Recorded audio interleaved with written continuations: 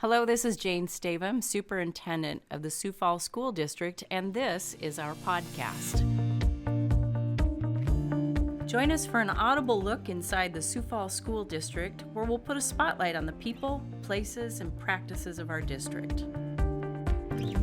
Well, here's the deal. We've duped you into coming in here because I thought for my last podcast it would be nice to have you on. So, welcome to our podcast with my very special guest, Andrea Grady, who didn't know she was going to be on the podcast. You have to rewind that earlier. No, that's all staying on. And it's a perfect introduction because my theory is we get along so well because we are from the same era. And we both laugh at Peter Brady. Like the 80s ladies? Yes, we are the 80s ladies. So I thought it would be fun to talk to you. We've spent 5 years together, and you have a very important role in my life. I'm going to try and do this interview without crying. I didn't realize I would be verklempt. And we know what verklempt comes from, too. Saturday Night Live. All right. So 5 years, and we haven't really had a fight. No. For those who are listening, Andrea is my executive assistant and really is like my right and left hands and feet and all kinds of things.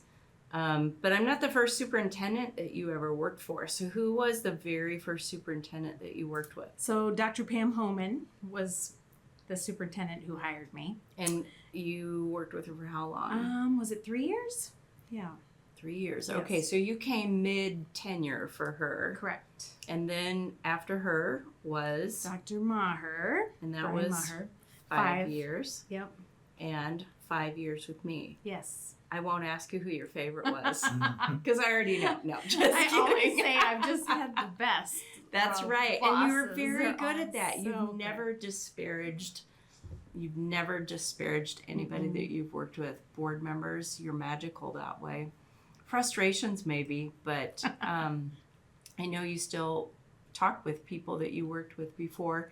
So let's talk about your ability to work for 3 different leaders. We probably had different styles of work and things that we did.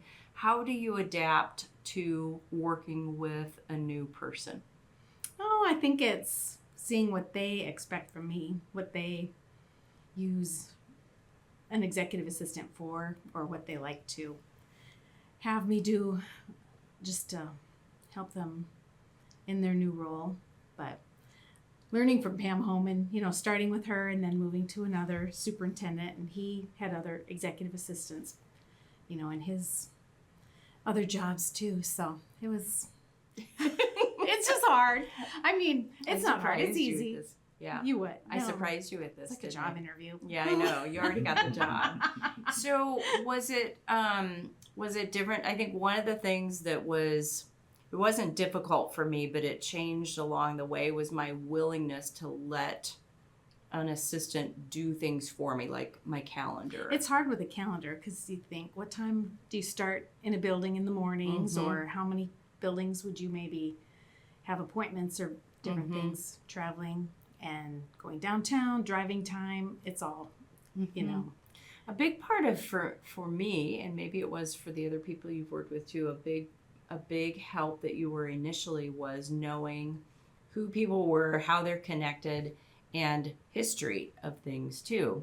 Like, oh yeah, we heard from that person, 5 years ago, they brought up the same thing. With this company, or they used to work on this nonprofit, or when the district had an arrangement with another organization that maybe you didn't know about. Those are super helpful things.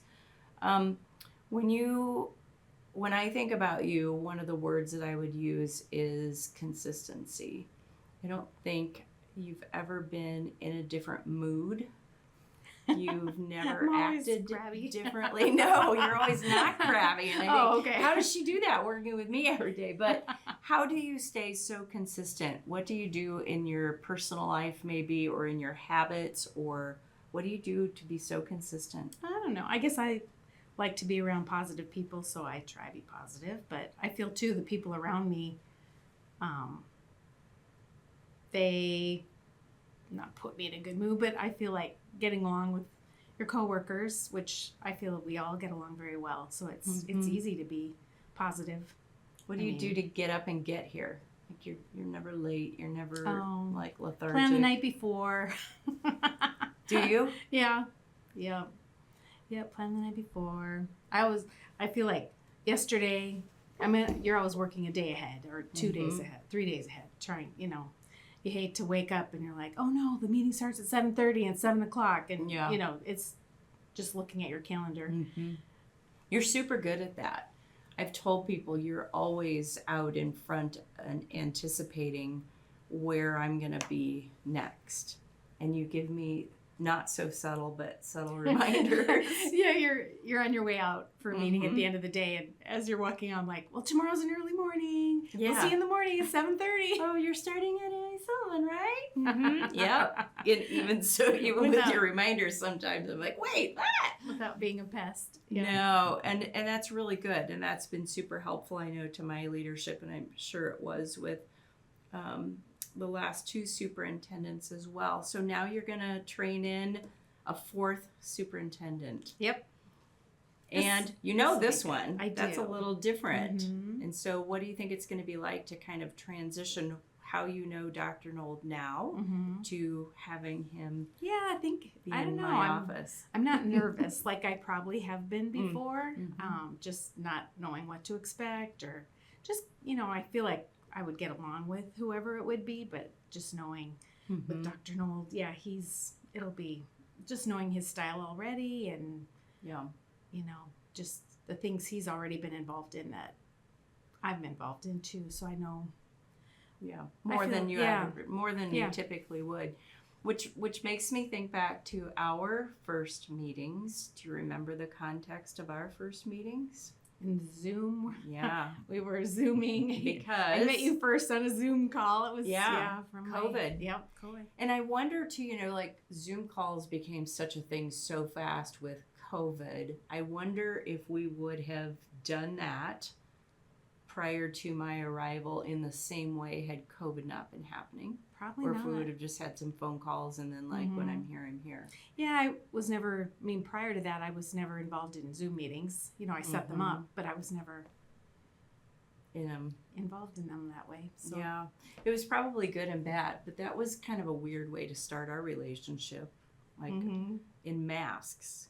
You and I would have seen each other for the first year of our existence together in masks most of the time. How did you feel about COVID? I kind of have a different thought than most people. Not that I enjoyed the COVID, but I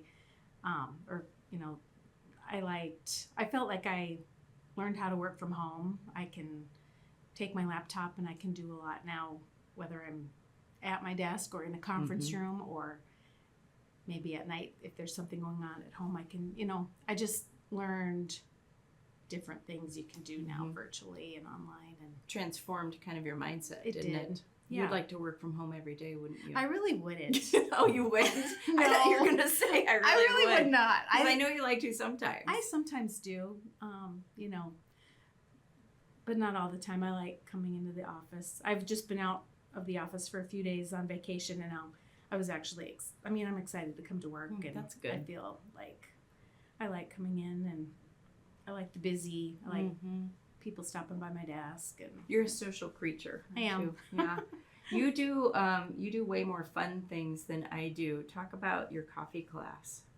Oh yeah, there was. I'm a Augie grad, and they have a newsletter that came out, and in the newsletter it was they had put on a coffee class for alumni or friends of, and you could go to one of the coffee shops here in town, and they had a barista. They actually had 3 baristas take people registrations, and then we were able to learn about coffee and taste coffee, and that was fun. So I went and did that. You do way more fun things than I do. You've done some comment classes too here and there. Yep, I've learned self-defense. That was my first one. I hope you didn't do that just because I was here. No, that was years ago. That was fun. And then I've taken how to make lefse. What else?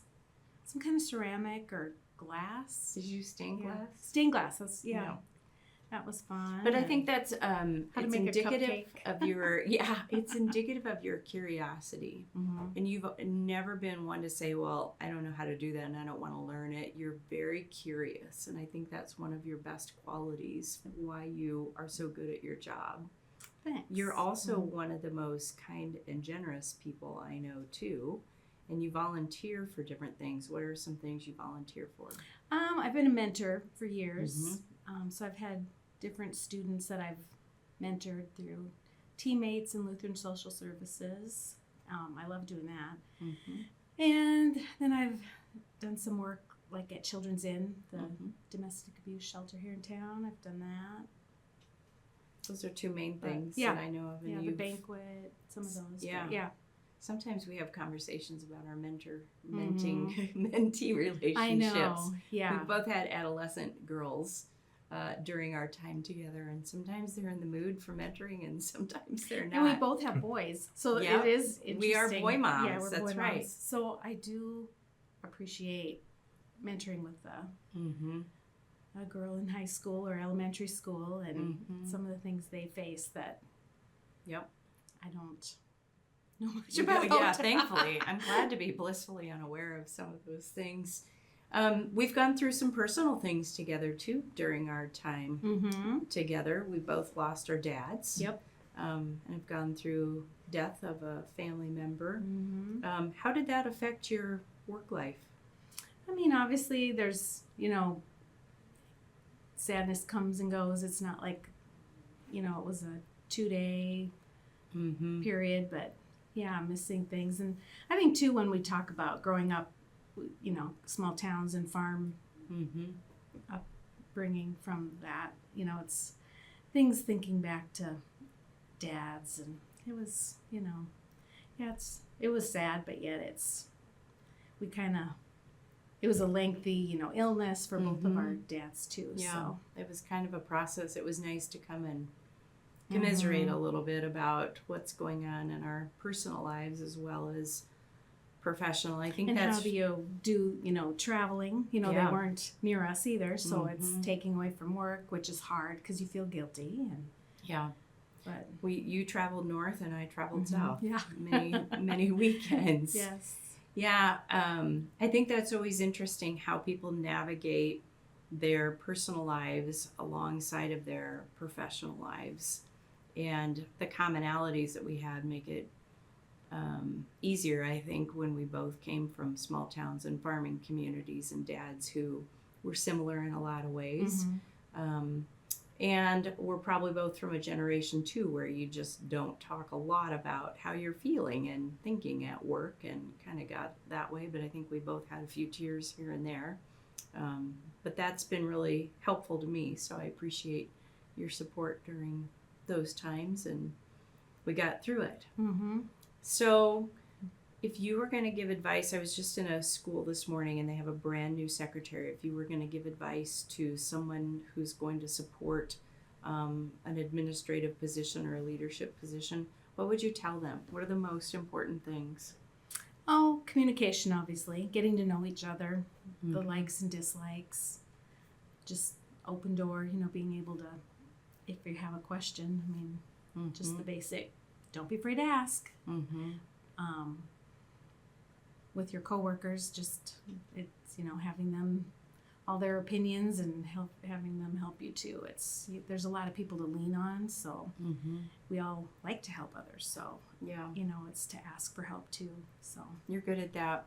You and a few other people tried to even upgrade some of those systems that we have for helping to onboard. And I was thinking that this morning when they were talking about their new person. This is the third person in that position this year, and this one is doing well. And I appreciate the work that you've done with others to kind of upgrade, because we do have a lot of people coming and going as employees, and that ability to know what you need to know, it's really complex. And somebody like you, who you just kind of know it and it's automatic and you've done it a long time, that's knowledge worth sharing. So they do have a lot of people to lean on, and you're one of them and have been one of them.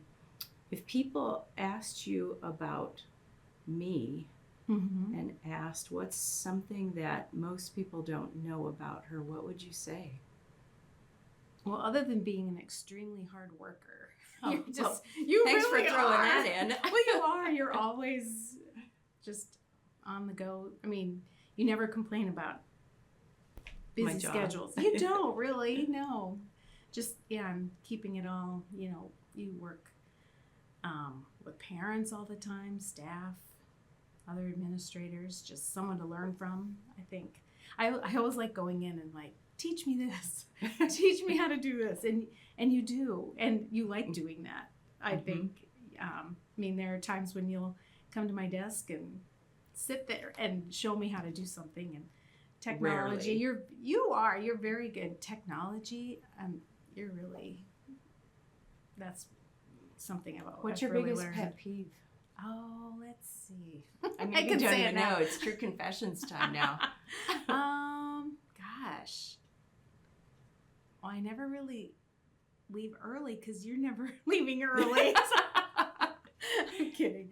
No, I don't know. I don't really have a pet peeve. I know what you don't like. You don't like it when I put stuff on my calendar and I don't tell you. Oh, I know. I'm so nosy Yeah. because And I like to. Yeah. Did you put something on there? Or what Yeah. happened to the appointment next Thursday at 2:00? What do I you? moved it. How dare you? Quick interjection, like this Yeah, podcast Yes, like recording. this podcast that I didn't tell you Today. about. Just She'll be so mad at me. right before you walked in, I said to Tori, "So what's this podcast about today?" And he just said, "Oh, we're just testing something out." And I'm thinking, really? Liar. What? Testing what out? They didn't say anything about this. And when I was gone, it popped on your calendar. So I'm thinking, See? what? And you knew it popped on I my did. calendar. And I was so curious. And he did not tell me the I truth. know. We thought it was a genius idea. But I know Oh. you don't like surprises like that either. No. So I'll probably pay for it later. That's okay. I just think what I want people to know about you is that truly, I was saying the other day, we should have one good fight before you leave. We've never had really even, I don't know, we've even had a tiff. I don't think so. I remember one time I didn't know what to say because you said something about, oh, we'll have, remember how you said one time, like, oh, there'll be a time where an issue comes up. And Oh yeah, I said we'll fight sometime. And I'm just thinking, I don't think we will. I've really never fought with a coworker or a boss before. But moody, So, I had an assistant very early in my career who was very moody, and it set the entire place on edge, and I swore I would never do that again. I think one of the hardest things is unpredictability, and people would rather have a leader who was always crabby or always happy but not knowing from day to day.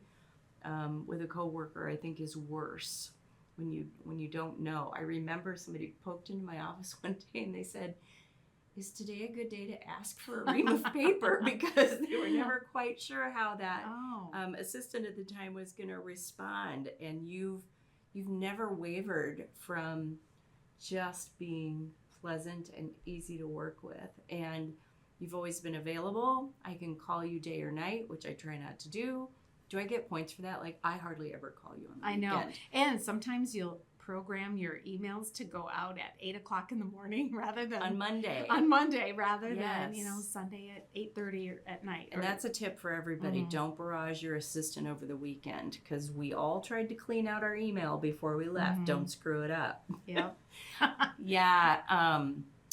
No, I think that's been a gift. I have always said, if I just follow my calendar and what Andrea put on there, my day will just go great because she's got it all worked out.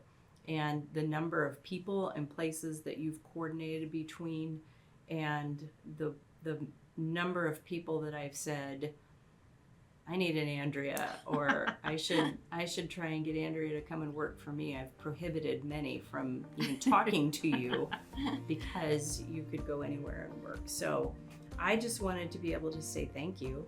Thank you. We're on the home stretch. I know. May, and then I'm not here much in June, and then you'll be on, and in like 3 months you'll be like, Jane who? No.